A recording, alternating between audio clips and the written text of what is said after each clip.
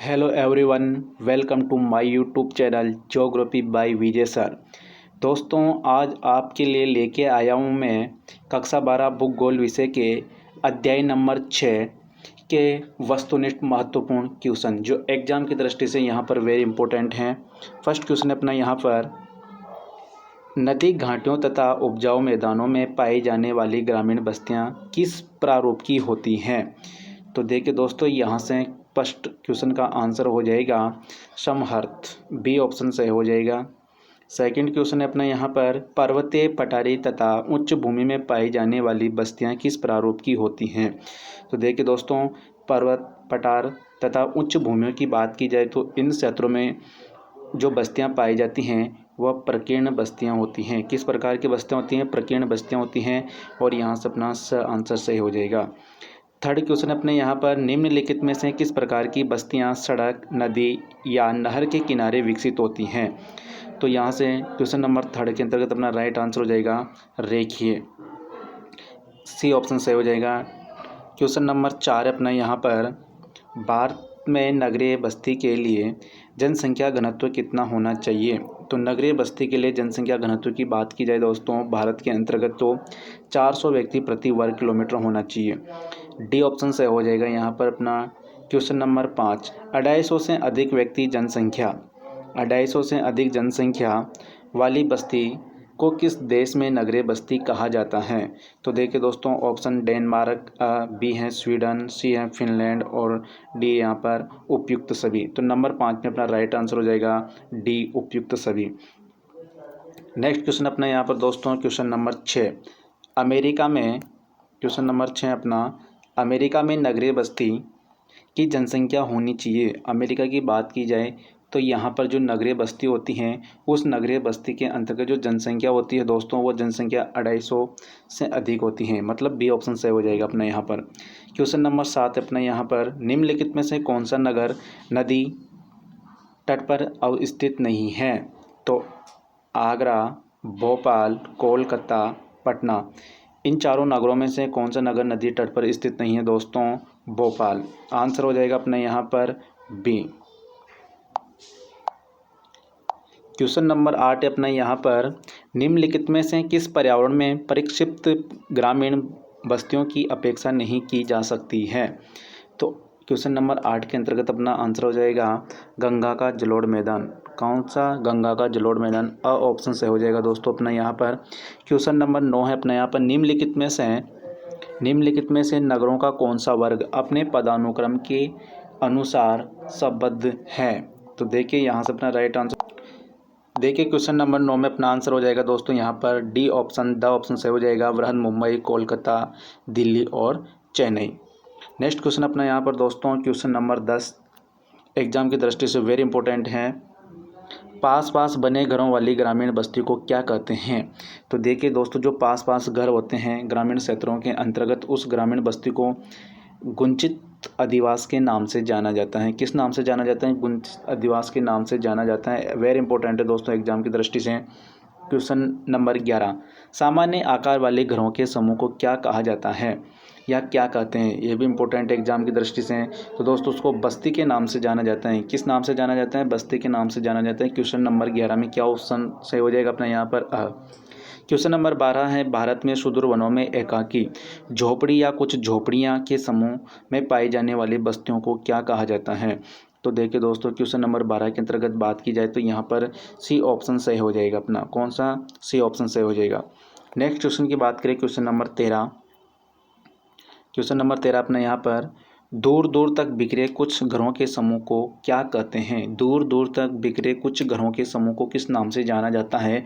तो दोस्तों इनको पूर्वा के नाम से जाना जाता है। किस नाम से जाना जाता है? पूर्वा के नाम से जाना जाता है। नेक्स्ट क्वेश्चन है यहाँ पर, ग्रामीण बस्तियों के क्रियाकलाप होते हैं। तो देखिए दोस्तों, जो ग्रामीण बस्तियाँ होती हैं, इन ग्रामीण बस्तियों के क्रियाकलापों की बात की जाए तो प्राथमिक क्रियाकलाप, ऑप्शन सही हो जाएगा द्वितीय, तृतीय, चतुर्थ और पंचम व्यवसाय की बात की जाए तो ये नगरीय बस्तियों के अंतर्गत क्रियाकलाप होते हैं। और यहाँ पर अपनों ने बात की ग्रामीण बस्ती की, तो यहाँ से अपना आंसर हो जाएगा ऑप्शन सही हो जाएगा। क्वेश्चन नंबर 15 की बात करें अपन यहाँ पर, क्वेश्चन नंबर 15 अपना दोस्तों यहाँ पर आक्रमणों, डाकुओं और जंगली जानवरों से सुरक्षा कौन से कारक से है? तो अपना ऑप्शन है यहाँ पर सुरक्षा कारक, सांस्कृतिक कारक, नरजातीय कारक और भौतिक कारक। क्वेश्चन नंबर 15 में हो जाएगा अपना यहाँ पर सुरक्षा कारक। क्वेश्चन नंबर 16, दो नदियों के बीच या सड़कों की शाखाओं के बीच बसे गांव और कस्बों की आकृति कैसी होती है? तो देखिए दोस्तों 16 नंबर क्वेश्चन और इसका आंसर हो जाएगा अपना त्रिभुजाकार। जो अधिवास विकसित होते हैं या जो बस्तियां विकसित होती हैं उनको त्रिभुजाकार बस्तियों या अधिवास के नाम से जाना जाता है। क्वेश्चन नंबर 17 है बस्तियां या बस्तियों के कितने प्रकार हैं? तो देखिए दोस्तों बस्तियों के कितने प्रकार हैं? 2 प्रकार होते हैं। कौन कौन से? स्थायी और अस्थायी। क्वेश्चन नंबर 18, भारत में कितनी जनसंख्या वाली बस्ती को ग्रामीण बस्ती या ग्रामीण कहते हैं? तो देखिए यहाँ पर बात की जाए तो 5,000 से कम वाले क्षेत्रों को या बस्तियों को किस नाम से जाना जाता है? ग्रामीण बस्तियों के नाम से जाना जाता है। क्वेश्चन नंबर 19, अवैध बस्तियों को कहते हैं? तो देखिए दोस्तों अवैध बस्तियां किसे कहेंगे?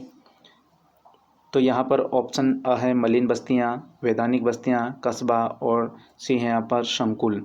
तो 19 नंबर क्वेश्चन में अपने यहाँ से आंसर हो जाएगा अमलिन बस्तियों को अवैध बस्तियों के नाम से जाना जाता है। क्वेश्चन नंबर 20 अपने यहाँ पर अस्थायी अधिवास होते हैं। अस्थायी अधिवासों की बात की जाए दोस्तों तो ये एकाकी भी होते हैं और संकुल भी होते हैं। तो यहाँ से क्वेश्चन नंबर 20 के अंतर्गत अपना ऑप्शन हो जाएगा सी और ब दोनों सही हैं। नेक्स्ट क्वेश्चन है क्वेश्चन नंबर 21, अधिवास की मूलभूत इकाई है? तो देखिए दोस्तों अधिवास की मूलभूत इकाई के अंतर्गत बात की जाए तो आवास भी है, मकान भी है, घर भी है, उपयुक्त सभी। तो यहाँ से अपना आंसर हो जाएगा डी उपयुक्त सभी। क्वेश्चन नंबर 22 है दोस्तों अपने यहाँ पर बस्तियां छोटे रूप से विकसित होकर कौन सा रूप धारण कर सकती हैं? तो देखिए दोस्तों बस्तियां का जो छोटा रूप होता है इससे विकसित होकर छोटी बस्ती, इसका विस्तृत रूप नगर भी हो सकता है, महानगर भी हो सकता है, विराट नगर भी हो सकता है। तो यहाँ पर अपना डी ऑप्शन सही हो जाएगा। इनका विकास नगर के रूप में भी हो सकता है, महानगरों के रूप में हो सकता है, विराट नगरों के रूप में भी हो सकता है। नेक्स्ट क्वेश्चन है अपना यहाँ पर क्वेश्चन नंबर 23, आवासों को परस्पर जोड़ने के लिए होते हैं? तो देखिए दोस्तों आवासों को गलियों के माध्यम से भी जोड़ा जा सकता है, सड़कों के माध्यम से भी जोड़ा जा सकता है, परिवहन मार्गों के माध्यम से भी जोड़ा जा सकता है, नहरों के माध्यम से भी जोड़ा जा सकता है। तो यहाँ से अपना आंसर हो जाएगा डी उपयुक्त सभी। क्वेश्चन नंबर 24 अपने यहाँ पर मानव बस्ती का स्थायित्व किस बात पर निर्भर है या निर्भर करता है? तो देखिए दोस्तों स्थानीय संसाधन, सिंचित संसाधनों पर भी निर्भर होता है, बाह्य विश्व से संबंध, सुरक्षा। तो यहाँ से अपना आंसर हो जाएगा डी ऑप्शन से हो जाएगा उपयुक्त सभी। नेक्स्ट क्वेश्चन है 25, ग्रामीण अधिवास में किया जाने वाला कार्य है? तो देखिए ग्रामीण अधिवासों में कृषि कार्य भी किया जाता है, पशुपालन भी किया जाता है, खनन भी किया जाता है। तो यहाँ से डी ऑप्शन से हो जाएगा उपयुक्त सभी।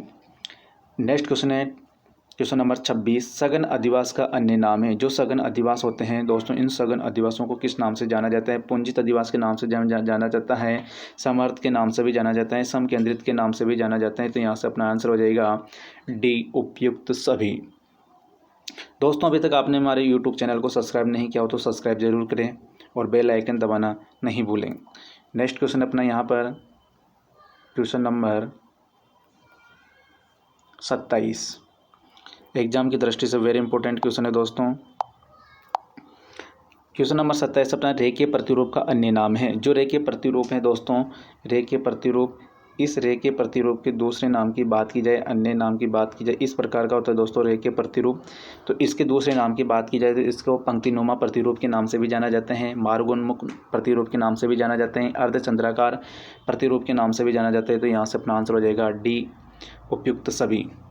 नेक्स्ट क्वेश्चन है अपना यहाँ पर, भारत में आदिवासी जनजातियों के गाँव किस प्रतिरूप के होते हैं?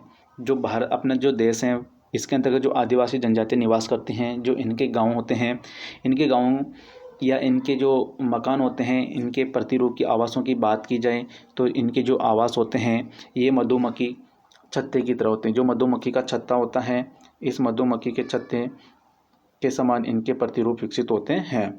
क्वेश्चन नंबर 29, नाभिक प्रतिरूप किस प्रतिरूप की प्रारंभिक अवस्था होती है। तो देखिए दोस्तों, नाभिक प्रतिरूप की बात की जाए, अपन यहाँ पर बात करें तो इसका राइट आंसर हो जाएगा रेखीय प्रतिरूप। रेखीय प्रतिरूप इस नाभिक के प्रतिरूप या रेखीय प्रतिरूप के अंतर्गत किसी केंद्र बिंदु से बस्ती का विकास होता है। जैसे इस प्रकार बस्ती का विकास होता है। इसके बाद क्वेश्चन की बात करें अपन, क्वेश्चन नंबर 30, नगरीय अधिवासियों की अर्थव्यवस्था निर्भर करती हैं। एग्जाम की दृष्टि से इंपॉर्टेंट क्वेश्चन है। नगरीय अधिवासियों की अर्थव्यवस्था किस पर निर्भर करती हैं? तो देखिए, संचार पर निर्भर करती हैं, निर्माण उद्योगों पर निर्भर करती हैं, वाणिज्य पर भी निर्भर करती हैं। तो यहाँ से अपना आंसर हो जाएगा डी, उपयुक्त सभी। नेक्स्ट क्वेश्चन है दोस्तों अपना यहाँ पर, मानव अधिवास के अनेक रूप हैं, निम्न में से आप किसे मानव अधिवास नहीं मानते? ऑप्शन अ मकान, बी नगर, सी गांव और द होगा अपने यहाँ पर गलियाँ। दोस्तों, इस क्वेश्चन का आंसर आपको कमेंट बॉक्स में कमेंट करके बताना है कि यहाँ से राइट आंसर क्या होगा। नेक्स्ट क्वेश्चन अपना यहाँ पर क्वेश्चन नंबर 32, बुशमैन जनजाति, बुशमैन जाति के लोग निम्न में से किस प्रकार के अधिवास बनाते हैं? बुशमैन जाति के जो लोग हैं ये किस प्रकार के अधिवास बना